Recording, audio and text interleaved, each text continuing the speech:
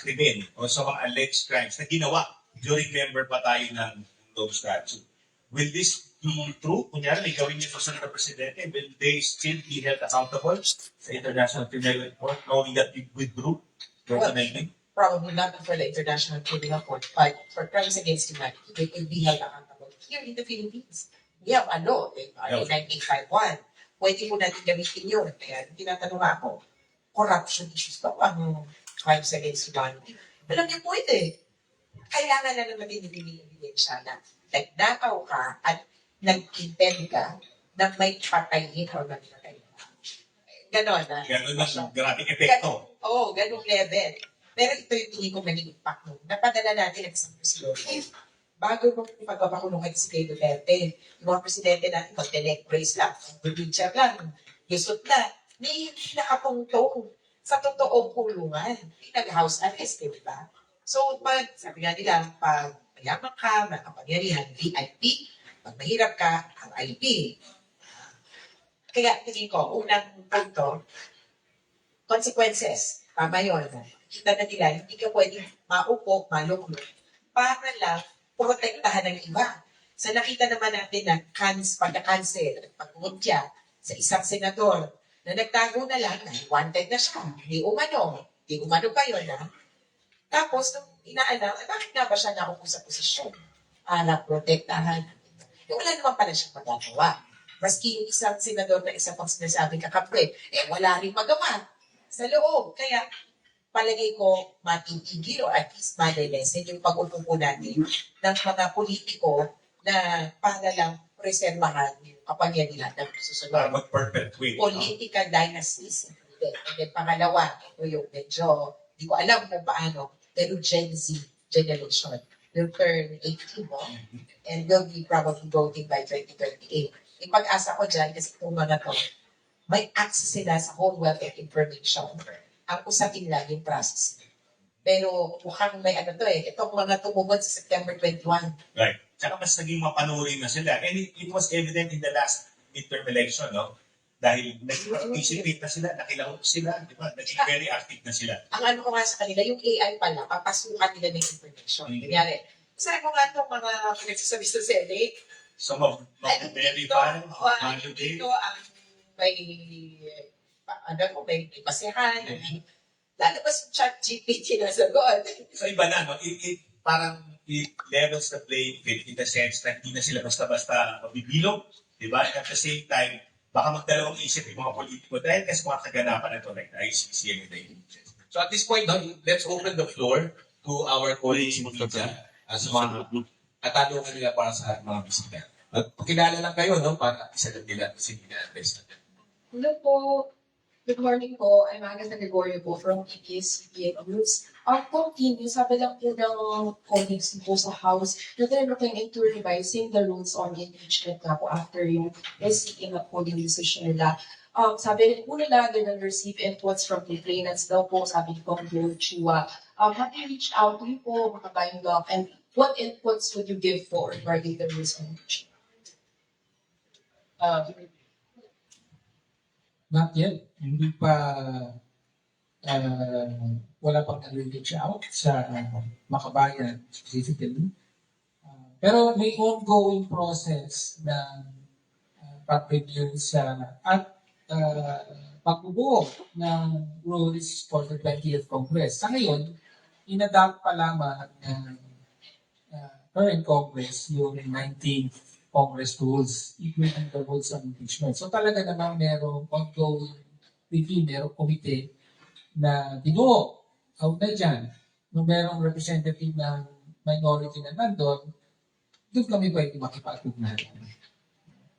As to ano yung mga pagbabago na kailangan gawin sa rules based on this decision, I don't think may kailangan ng baguhin. No? Dahil ang ginagawa lang ng decision, ng latest decision na ito ay yung interpretasyon, no, ng mga termino. Specifically, I think the most complete one there is how to interpret the work session dates when it comes to impeachment. No? So, pero hindi naman kailangan pa yung rules para ito. Okay po. And kung the Makabayan Doc said it's ready to refile an impeachment complaint na po laban sa Vice President, may nakikita na po bang timeline for this po? How soon will it be filed po? And will there be any changes in complaint? Timeline for filing? Okay. Yun ang binago, no, yung reckoning date. But basta ang mga complainants ready na yan mag-file. So, it can be anytime soon.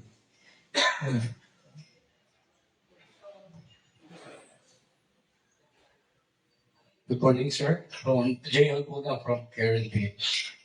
Para po kay Attorney Conti tsaka kay Conti po. So malamang February, buwan ng mga Duterte. May ICC trial at probably may Sara Duterte impeachment. Ano pong take nito, sir? Ako, may Valentine's Day na naman sa February. Kaya, yes, mabigat na buwan para sa kanila to.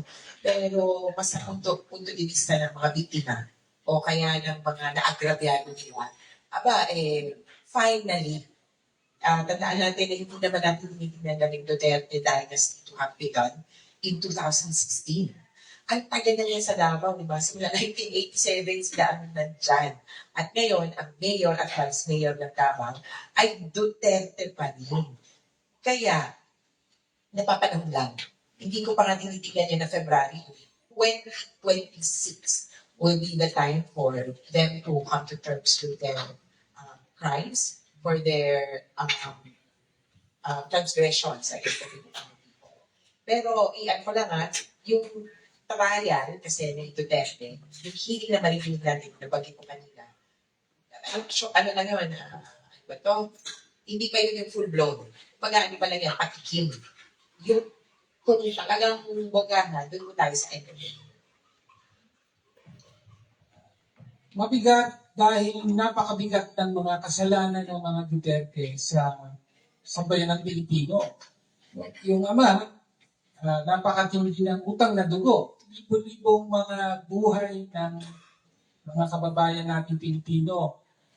Karamihan, halos lahat paralita, no, ang kinitil. Sa ngalan ng Peking drug war na nalantad na paraan lang pala para pagtakpan yung actual involvement at protection ng Pangulo sa mga sindikato ng droga.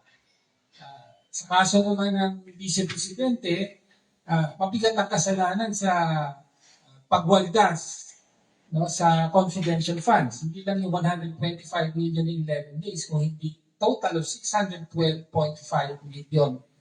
Parehong dapat panagutan. Kaya, kinakaharap nila ito ngayon. Thank you po.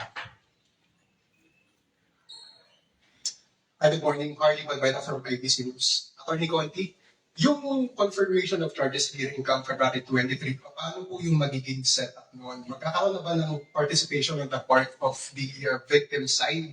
At least yung two lawyers named to represent the victims. Yes, pero ilinaw ko din na matagal na po nagpa-participate ang mga biktima.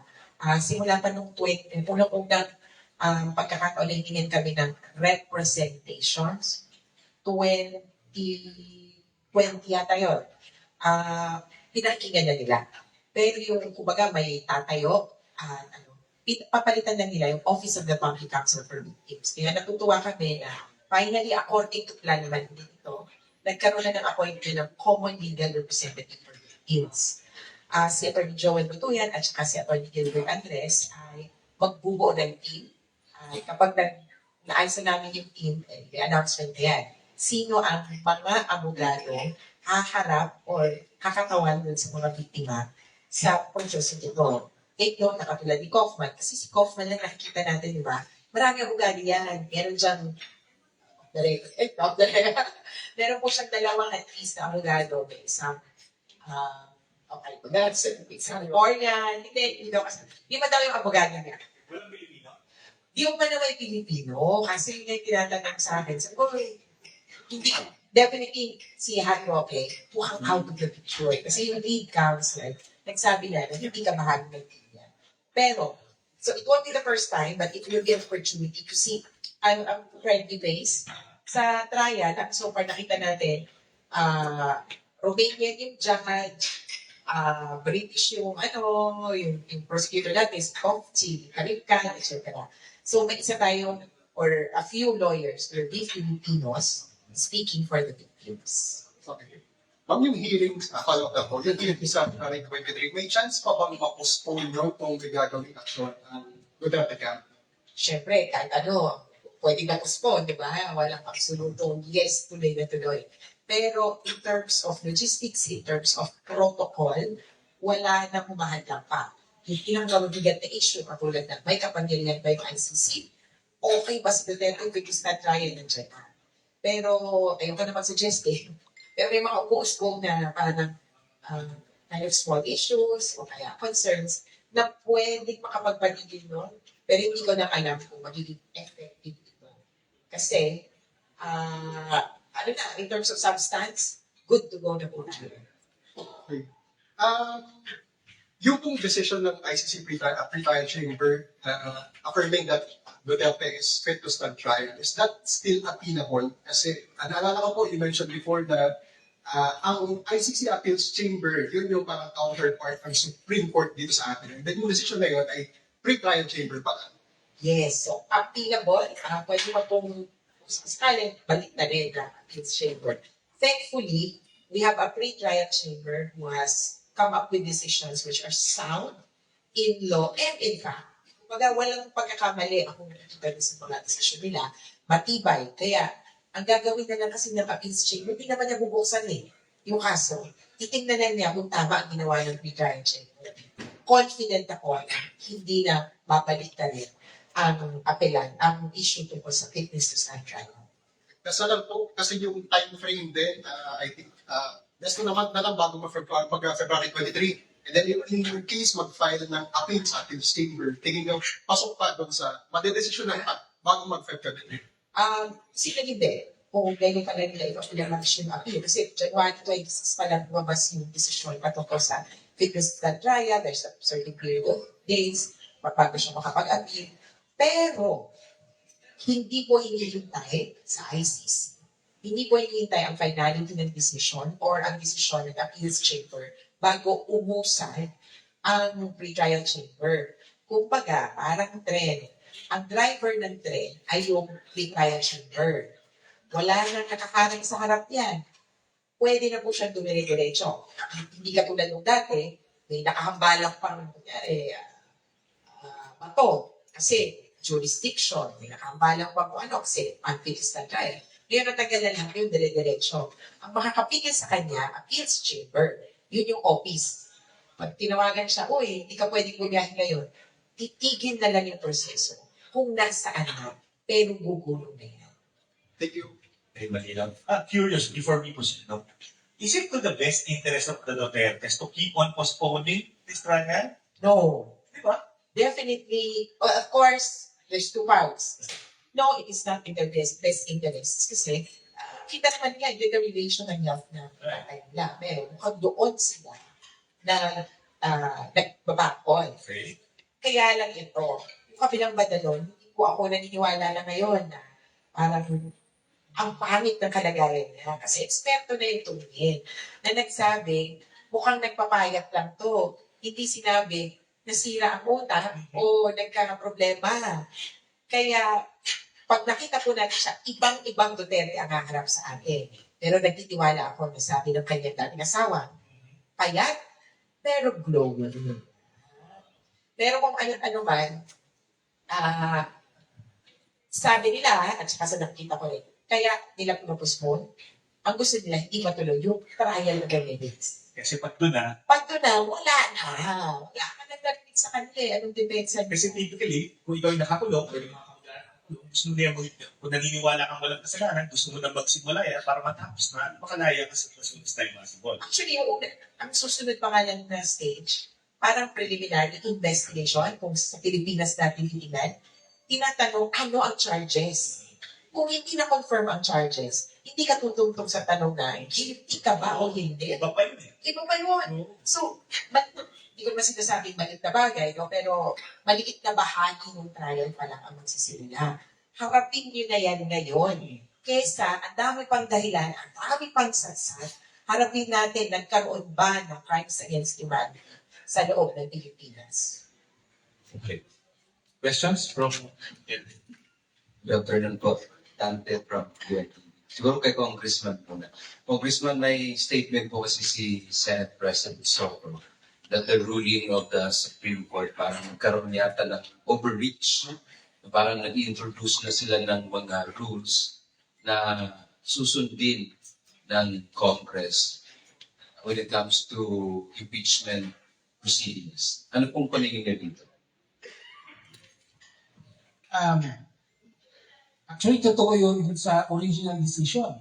Talagang, sabi nga, ilang-ilamyenda nila yung Constitution with regard particularly to the second vote or fast-track vote of impeachment. Di ba, naglagay yun ng mga additional so-called due process requirements na essentially, di na fast-track. Kailangan parang ma-feeling ka na rin din. No? So, that was a unanimous decision.